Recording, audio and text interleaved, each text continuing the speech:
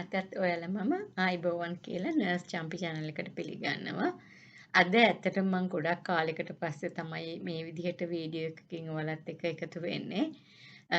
ඒකට හේතුව ඇත්තටම මගේ කාර්යබහුලතාවය නිසා. ඒ වුණාට අද දවසේ පොඩ්ඩක් මට විවේකයක් ලැබුණු වෙලාවේ මම හිතුවා ඔයගොල්ලන්ට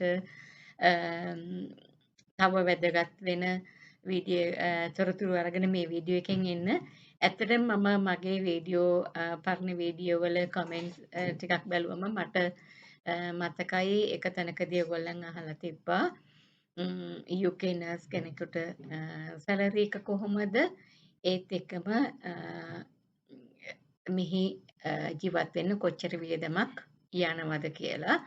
ඉතින් මම පොඩ්ඩක් හිතුවා ඒ ගැන චුට්ටක් ඔයාලව දැනුවත් කරන්න මේ වීඩියෝ එක හරහා.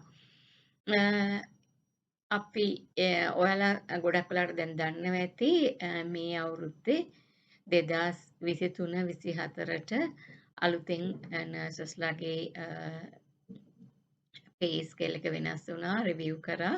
ඉතින් මම හිතුවා මේක තමයි හොඳම වෙලාව ඔයාලට අප්ඩේටඩ් පේ ස්කේල් එක ගැන කතා කරන්න කියලා. ඉතින් ඔයාලා දන්නවා NHS වල නර්සිං කැටගරිස් වලට බෑන්ඩ් 2 හෙල්ත් කෙයාර් ඇසිස්ටන්ට් ගේ ඉඳලා බෑන්ඩ් විදිහට ඇජෙන්ඩා for change කියලා ඒ විදිහට තමයි මේ පේ ස්කේල් චේන්ජ් වෙන්නේ. එතකොට අපි මේ කතා කරන්නේ විශේෂයෙන් නර්ස් කෙනෙක් ගැන. නර්ස් කෙනෙකුට මේ අවුරුද්දේ අප්ඩේට් වෙලා තියෙන විදිහට පේ ස්කේල් එක වෙන්නේ 28,407 per year. එතකොට ඒ අවුරුද්දකට ඕගොල්ලන්ගේ පේ ස්කේල් එක විදිහට මේ අප්ඩේට් වෙලා තියෙන්නේ 28,407 pounds වලින්. ඉතින් ඒ ඊයර්ලි එතකොට ඔයගොල්ලන්ට හිතා ගන්න පුළුවන් මාසෙකට ඔයගොල්ලන්ගේ සැලරි එක කොච්චරද වෙන්නේ කියලා.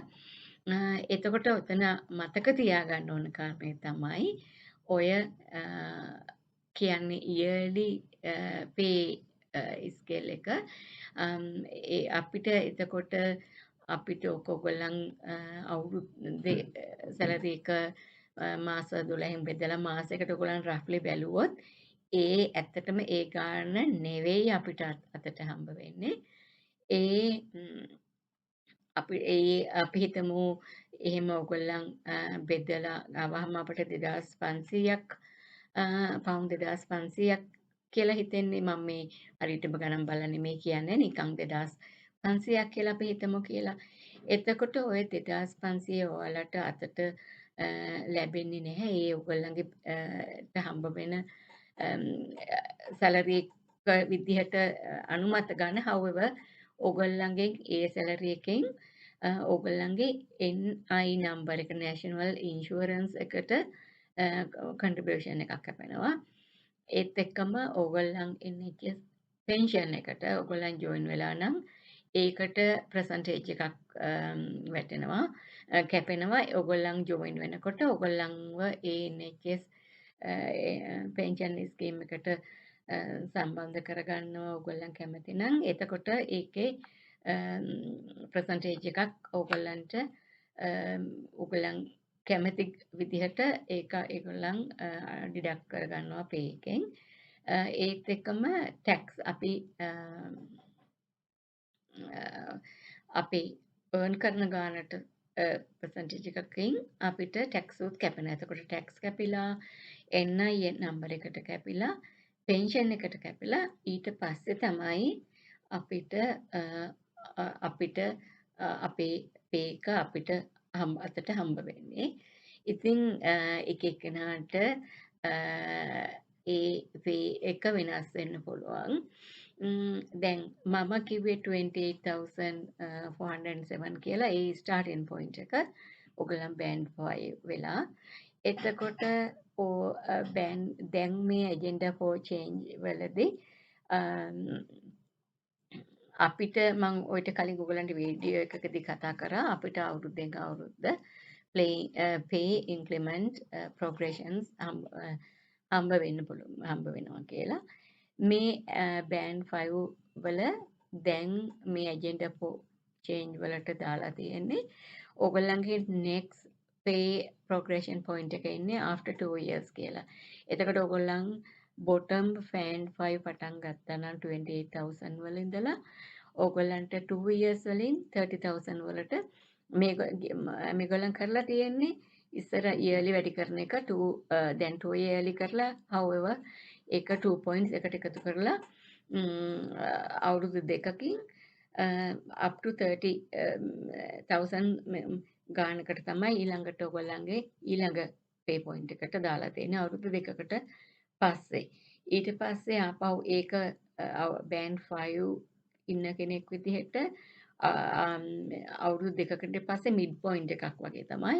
ඊට පස්සේ ආයි අවුරුදු 3කින් විතර ඔයගොල්ලන්ට තව point එකකට වැඩි වෙනවා higher pay scale එකකට band 5 ඉඳලා. ඉතින් ඕගොල්ලන්ට band 5 පටන් අරගෙන ඕගොල්ලන්ගේ එක්ස්පීරියන්ස් වලින් ඕගොල්ලන් අවුරුද්දකට විතර පස්සේ ඕගොල්ලන් හොඳට වැඩ කරලා ඕගොල්ලන් ස්ටේබල් නම් ඕගොල්ලන්ට band 6 යන්න කැමති නම් band 6 ඉල්ලන්න පුළුවන්. මම ඔයිට කලින් වීඩියෝ එකකදී කතා කරා මොනවද band 6 වලට යන්න පුළුවන් කැටගරිස් කියලා. එතකොට band 6 වලදී already starting point එක වෙන්නේ මම හිතන්නේ 35000 විතර. එතකොට අපි එකතු කරගන්න ස්කිල්ස් එක්ක අපිට ඉස්සරහට යන්න chance එක තියෙනවා. ඉතින් band 5 නර්ස් කෙනෙක් විදිහට ඕගොල්ලන් ඇවිල්ලා ඕගොල්ලන්ගේ contract එක ඒගොල්ලන් දෙන විදිහට මම කිව්වා ගොඩක් හොස්පිටල් වල දැන් ඕගොල්ලන්ගේ එක්ස්පීරියන්ස් කවුන්ට් කරනවා කියලා. ඕගොල්ලන් සමහර වෙලාවට බේසික් රේට් එකට නැතුව මිඩ් පොයින්ට් එකකට හරි හයර් රේට් එකකට හරි දාන්න පුළුවන් ඕගොල්ලන්ගේ එක්ස්පීරියන්ස් සුත් එක්ක ඒ හොස්පිටල් එකේ පොලිසි එක අනුව. එතකොට ඒ කොහොමද ඕගොල්ලන්ගේ පේ එක හැදෙන හැටි තමයි මම කතා කරේ. ඊළඟට එක්ස්පෙන්සස් ගැන කතා කරනකොට මම ඔයිට කලින් මේ ගැන කතා කරලා තියෙනවා. however අපිට කොච්චර අපිට ජීවත් වෙන්න වියදම යනවද කියලා තීරණය වෙන්නේ අපි ජීවත් වෙන රටාව අනුවයි. ඒත් එක්කම අපිට අපෙන් පවුලට ඉන්න සමාජිකාවන් ගණන අනුවයි. ඒත් එක්කම දැන් අපිට බේසික්ව මෙහිදී අපිට වියදම යන දේවල් තමයි අපි ගොඩක් වෙලාවට මුලින්ම ආවම hospital accommodation first 2 months ඔයගලන්ට free හම්බ වෙන්න පුළුවන්. ඊට පස්සේ ඔයගලන් family එකකින් ගන්නවා නම් හරි ඔයගලන් එතනින් move වෙන්න ඔයගලන්ට සිද්ධ වුණොත් ඔයගලන් අනිවාර්යෙන් rent එකකට accommodation ගන්න ඕනේ. එතකොට ඒ accommodation එකට rent එක ඔයගලන් ගන්න bedroom එක අනුව bedrooms ගාන කොච්චරද අනුව ඒ house එකේ rent එක වෙනස් වෙන්න පුළුවන්. එතකොට ඒත් එකම area එකත් expensive area එකක් නම් ඒත් rent එකේ යන ගාන වෙනස් වෙන්න පුළුවන්. එතකොට house rent එකට අමතරව අපිට එතනට ගෙදරට අදාළව අපිට තව එකතු වෙනවා council tax එකක් අපි ගෙවන්න ඕනේ මාසෙකට. ඒකත් house වල bands තියෙනවා. ABC කියලා. එතකොට එක එක categories වලට house council tax එක amount එක වෙනස් වෙනවා. ඒත් එක්කම අපිට ගෙවන්න ඕනේ අපි bill ගෙවන්න ඕනේ වතුර වලට අපි ගෙවන්න ඕනේ water bills වෙනවා. ඒත් එක්කම electricity and gas ඔය දෙක සමහර වෙලාවට ඔයගොල්ලන් එකම තැනකින් combine supply කෙනකින් ගන්නවා නම් ඒ දෙක එක තැනකට ගෙවන්න වෙනවා. එහෙම නැත්නම් ඔයගොල්ලන් separate ව ගත්තොත් එහෙමයි. ඊට පස්සේ තව ගොඩක් වෙලාවට ඔයගොල්ලන්ගේ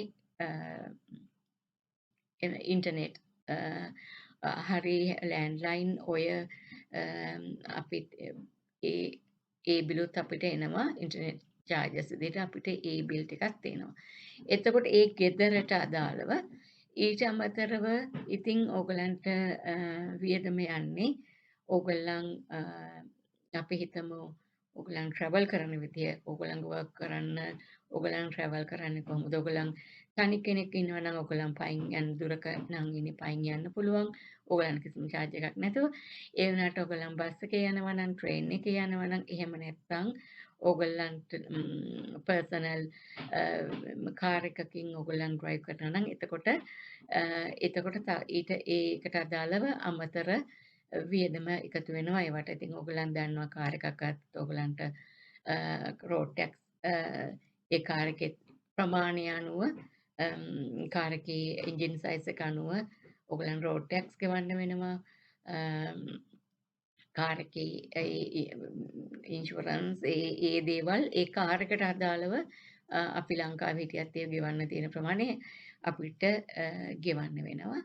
ඊට අමතරව ඉතින් ඕගොල්ලන්ට අනිත් වියදම යන්නේ ඕගොල්ලන්ගේ ගෙදර එදිනෙදා ගෙදර දොරේ කෑම ඕගොල්ලන්ගේ කෑමට යන මුදල් ඕගොල්ලන්ගේ අනිත් ඇඳුම් පැළඳුම් වලට යන මුදල් දරුවෝ ඉන්නවා නම් දරුවන්ට පාසල් වලට යන අවශ්‍ය දේවල් ඒ විදිහට. ඉතින් ඉස්කෝලවල වලට කලින් කිව්වත් වගේ එහෙම charge කරන්නේ නැහැ. ඉතින් ඒ වුණාට ඔයගලන්ට අනිත් අමතර දේවල් ඒගොල්ලන්ට ඇඳුම් පැළඳුම් ගන්න ඒ charges තමයි යන්නේ. ඉතින් ඔය හැමදේම මම කිව්වා වගේ අපේ ගෙදරක් රෙන්ට් කරනකොට ගන්න බෙඩ්රූම් ගාන අනුව අපි කාර් එකක් ගන්නවා නම් ඒ කාර් එකේ අපි වෙන්න පුළුවන් සෙකන්ඩ් හෑන්ඩ්ද බ්‍රෑන්ඩ් නිව්ද එහෙම නැත්නම් එක වර්ග අනුවද ඉතින් අපි ඒ වගේ බඩු ගන්නකොට අපි ජීවත් වෙන රටාව අනුව අපිට යන වියදම වෙනස් වෙනවා. ඒත් එක්කම තමයි මම කියන්නේ අපි ටිකක් සෙටල් වෙනකන් අපිට මේ රටේ ඕන තරම් මුලදීම ආපු කෙනෙකුට සෙටල් වෙන්න ඒක ඇත්තටම මේ රටේ මුලදීම ආපු කෙනෙකුට නෙමෙයි හැමෝටම මේ රටේ ඉන්න අය වුණත් පාවිච්චි කරන ජීවත් වෙන රටාව තෝරගන්න පුළුවන් අපිට වැඩිම වැඩි මුදල් දීලා ලොකු බ්‍රෑන්ඩඩ් ඒවා අපි පාවිච්චි කරනවද එහෙම නැත්නම් අපිට අතේ තියෙන මුදලට අපි අවශ්‍ය දේ අඩු මුදලට පාවිච්චි කරනවද කියලා. ඉතින් එහෙම කරනවා නම් අපිට ඕන තරම් ටිකක් සෙටල් වෙනකම් අපිට චැරිටි shops තියෙනවා ඒවෙන් බඩු ගන්න පුළුවන් සෙකන්ඩ් හෑන්ඩ් ඒවා ෆර්නිචර්ස් and ගෙදරට ඕන දේවල් ඒත් එක්ක මේ සමර් කාලේ විශේෂයෙන්ම කාබූට් සේල් කියලා තියෙනවා මම ඒ කියන්නේ අපි කතා කරලා තියෙනවා මීට කලින් ඒවත් සෙකන්ඩ් හෑන්ඩ් බඩු තියෙනවා. ඉතින් අපිට කාලයක් යනකම් ඒ බඩු අරගෙන පාවිච්චි කරන්න පුළුවන්. ඉතින් අපි ජීවත් වෙන රටාව අනුව අපි තෝරගත්ත විදිහ අනුව අපිට යන වියදම ඉතින් වෙනස් වෙනවා. ඒත් එකම ඉතින් තව මට කියන්න අමතක වෙන දෙයක් තමයි. ඉතින් අපි වැඩ කරනවා, කනවා බොනවා ඉන්නව නෙවෙයි. අපි නිවාඩු දවසේ පොඩ්ඩක් එළියට ගිහිල්ලා එහෙම නැත්නම් හොලිඩේ එකක් ගිහිල්ලා එහෙමත් අපි එන්ජොයි කරන්න ඕනේ. ඉතින් අපිට අර සරලව ජීවත් වෙලා අඩු වියදමකින් දේවල් කරගත්තොත් අපිට හොලිඩේ එකක් යන්න එන්ජොයි කරන්න ඒවටත් අපිට මුදල් ටිකක් ඉතුරු කරගෙන සතුටින් ජීවත් වෙන්න අපිට පුළුවන්කම තියෙනවා නිදහසේ. ඉතින් මම හිතනවා මම මේ කියපු දේවල් ඔයාලට පොඩ්ඩක් හරි උදව්වක් වෙන්න ඇති කියලා. අපි බලමු ආයි ඊළඟ වීඩියෝ එකකින් ඔයාලට ඉල්ලලා තියෙන දෙයක් ගැන කතා කරලා මම වීඩියෝ එකක් අරගෙන එන්නම්. ඉතින් එතකන් ඔයාලට සුබ දවසක් හැමෝම සතුටින් පරිස්සමෙන් ඉන්න.